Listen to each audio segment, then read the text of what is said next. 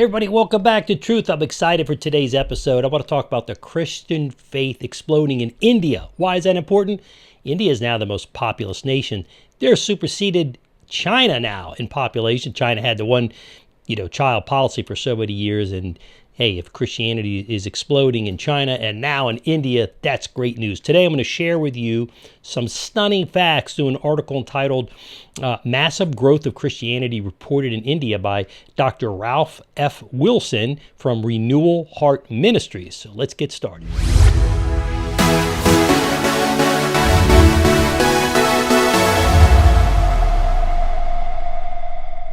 Everybody, welcome back to Reason for Truth. I'm your host, Stevie Garofalo. Reason for Truth. Truth comes first. Always the truth. Truth to God and truth of just logical truth. Reasons come last. We back that truth up with the reasons, but we're always in constantly learning because things are changing constantly, but the truth never changes. Listen, let's get started. Though the Christian faith in India goes back to the time of St. Thomas, listen, the church growth in India has been slow until now. India is predominantly Hindu, 74% with some Muslims, 20%. The true exciting thing is that the persecution of Christians has increased substantially. I don't know if that's a good thing or a bad thing, but it always makes Christianity grow. And it's grown from 2.5% in just a decade ago to 5.8%. Did you get that? 2.5% to 5.8% today. Don't forget what happens to 5.8%. If you more than doubled, then pretty soon you're going to be at 12, 14%. We're going to be catching up with the Muslims really quickly. God is moving in India. That represents a huge increase in the growth rate. Something's happening in the church in India. God is at work. That's what's happening. And listen, expert Peter Wagner has been receiving reports that the percentage is actually closer to 25% Christian. I don't know how true that is. We'd have to get better statistics, but at least parts of this large country, most of the growth is coming in the last 10, 15 years. That means God is doing a work in India. And the growth may not all be traditional churches. A substantial part of that growth comes from just Jesus follower groups within the Hindu culture, because they're not allowed to in many cases. They'll kill them and persecute them. The Hindus get pretty serious about that. But in this huge and very diverse country, it's difficult to get accurate statistics regarding the religion or religion in general, but anecdotal stories indicating exciting changes are going on there. According to Christianity Today, Operation Mobilization, one of India's largest missionary groups, has grown to include over 3,000 congregations in India. You catch, that's pretty big. It's a big country, granted. That's not a lot in light of the size of the country, but that's growing up from 300 just 3 decades ago. A hospital-based ministry in North India has seen 8,000 baptisms over the past 5 years, according to this article, after a decade of only a handful. Everybody knows about this massive scale of growth. In many cases, people are aware of it. That's why the Hindus are getting a little worried. I think it's interesting. They're happy to bring Hinduism to America, but when Christianity, in some cases, goes there, they don't like it so much. People don't like their culture to be changed. But listen, God is at work. He really doesn't. He just created mankind. So it doesn't matter what culture you're from. It's all the same to him. He's going to bring people to Christ as their hearts seek him out. Somewhere between 70 to 90% of Christians in India they're called Dalitis, I think, or Dalitis, D-A-L-I-T-S, which they're basically the low caste groups. There's a caste system. You start at the top, you go to the bottom. And they're part of the low caste group of the Hindu, which view Christianity as they by the way, see Christians as low class religion, worthy of contempt. Say America used to be a high note, there it's a very low note. And they say now we see signs, is what they were saying. Now that we see signs of growth in the middle castes. Those among, the professionals, you're getting up there under 35-year-old range. And there's a new dynamic, they're saying, as to the urban educated generation. It's starting to creep up. So there's a growth happening in upper castes as well. It always works this way, folks. People with money and resources feel that they're more independent, self-sustaining. The poor understand more clearly. They're just much more sober about their need because they don't have the distractions of money and wealth and affluence and influence. But then the rich people or the wealthy people, the professional people, educated, they're just a lot of times they're more deprived of the grounding of God because they have so many other distractions. Doesn't mean education and wealth is good. I believe in those things. By the same token, they can be a distraction, more so even so than the 4 who have more time and the more need, and so they seek God more wisely. When they go look at the Hindu Vedas, they don't find a personal God who doesn't exist there. They have over 330 million gods and growing. I don't know what the number is now, so that's not the same as Christianity, which is theism, not polytheism or and the like. So anyways, Wagner, he goes on to write in this article, it becomes more and more common for whole villages or groups to all decide to follow Jesus. Can you imagine that? Going to a whole entire village to turn to Christ? That's God. That's God at work. There are reports of both new churches and traditional denominational churches seeing signs of worshipers and in the spirit. However, there is intense persecution from the radical Hindu movement, and that are afraid of this growth of Christianity. They see it as a loss of their culture. Listen, there should be freedom for people to do what they want. Again, they're happy to come here, and they respect Christians here, but they still remain Hindu. Jim Vance, vice president now, the beat's coming up as this is being recorded. He's married to a Hindu woman. And I don't think he's Hindu himself. But listen, that's a great idea. I like Vance. Support him, and I think that's great. But by the same token, you understand what it is. They're happy to have that element of Hinduism here. But again, if you want it here, you want to export it, you have to import it. That's my view of it. And it doesn't matter what I think anyways, or what I just said. Actually, it matters what God thinks and what God does. And he just doesn't have it. He goes to the Muslims, shows up in dreams. He's going to go to the Hindus. He's going to convert entire villages. This is great news. You see, hear of churches being burned there in India, or pastors being persecuted and occasionally killed. Very sad, and it's very sobering. But in a way, Hinduism is its own worst enemy. It's based on a caste system, which the top 15% dominate the country of like the other 85%. The other 85% do the work, and the top 15% to skim off the top. Sounds familiar here to America in a sense. Christianity is beginning, though, to declare that the gospel is the message of deliverance, not just for heaven.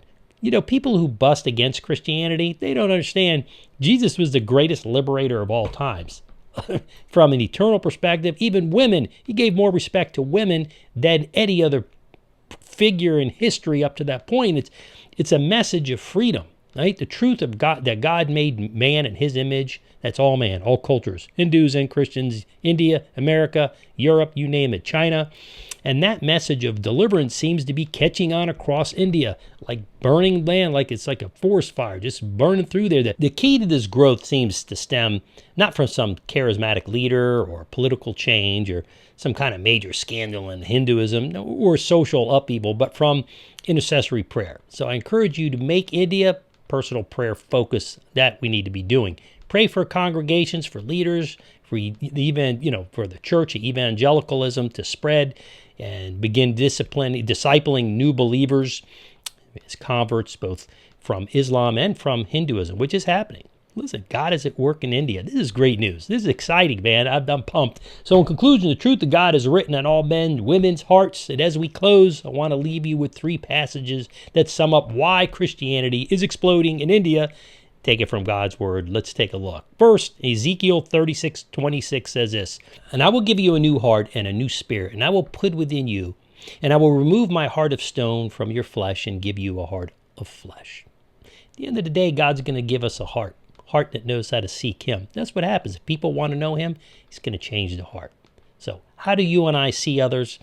As Christians, we can look at others, including the Hindu, the low-class system called the Shudras, or as equal if they, if you chose to do so. But we're all created in God's image. Genesis 1:26-27. As Christianity spreads in India, God is increasing that number. He's he's bringing new people to him, and their clean, Christ-centered hearts are being changed. They're changed to be just that. And God's going to continue to change the landscape of India through the love and the truth of his word in Jesus Christ. And the Spirit. Second, Psalm 51:10 says, "Create in me a clean heart." Notice that the focus is heart here. "Create in me a clean heart, O God, and renew a right spirit within me." Beautiful psalm. India's caste system considers the lowest class, called the Shudra class or caste level, to be so unclean that all other classes of Hindus are considered dirty if they even fall within their shadow. It's pretty bad. Hinduism does not allow for a clean heart, but by its very nature, it's being man-centered. And caste system So someone's just born into that. That just makes them tough luck. That's not really good, especially the distance that these shudras, the deplorables, they're unclean. The distance they have from the upper class, the lower class from the upper class. Everyone else is artificially elevated for no other reason that they are born into a low caste system. That's wrong. Proverbs 21:2 says this: every way of a man is right in his own eyes, but the Lord weighs the heart. Simply put, God sees the heart of the people of India, not their caste level. God doesn't leave them there. He makes them great in their own time and need through Jesus Christ. Okay? Third and last, Romans 2:14-16 in the ESV tells us this, says, for when Gentiles who do not have the law by nature do what the law requires, they have the law unto themselves, even though they do not have the law. They show that the work of the law is written on, where? Again, their hearts, while their conscience also bears witness, and their conflicting thoughts accuse or even accuse them on that day. When according to my gospel, God judges the secrets of men by Christ Jesus.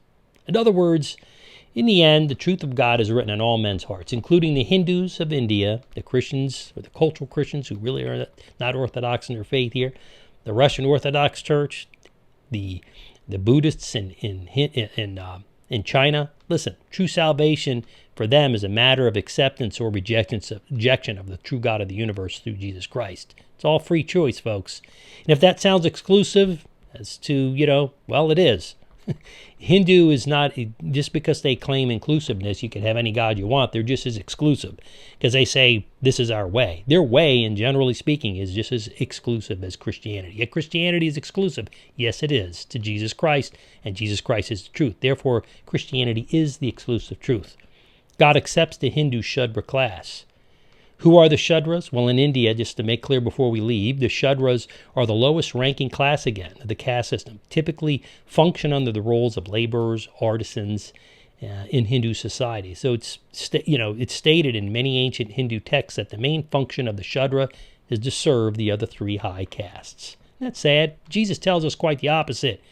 In Matthew 23:11, he says this: the greatest among you shall be the servant. That means the Shudras are the greatest among all the Hindus. And this is true for the very highest class to the lowest Shudra class, the Hindu and all other beings on planet Earth. So it's true, the fact that we are seeing massive growth in the spread of Christianity in India. This is exciting. So while India is predominantly Hindu, 74%, some Muslims, they'll say maybe 20%, it's very exciting to see the Christianity jumped from 2.5 to 5.8. If that percentage of 25% is true, maybe that's somewhere between 5.8 and 25%. We're going to have to get better statistics and do a follow-up presentation on that. But that represents a huge increase in growth. That just tells me one thing. Something huge is happening in India. God is at the forefront. Jesus Christ is at the center, and the Spirit is moving. And that thing that's moving is Jesus Christ and making himself known all over India. And that's why Christianity is spreading in India. End of discussion. Listen, appreciate you can get this transcript on our local community page. Just go to StephenGarofalo.com or StephenGarofalo.locals.com. Join my community. I want to see you over there, and make sure you subscribe. Get this message out to more people. But I want to see it in the community, especially. God's blessings to you. Listen, let's be praying for India, all the Shudras, and all caste system. They're all people. They're all equal. Some have a little more money. So what? You don't take it with you. You came in with nothing. You're leaving with nothing. But they're all people who need Jesus Christ. We have to have a heart for all, not be angry with those with more.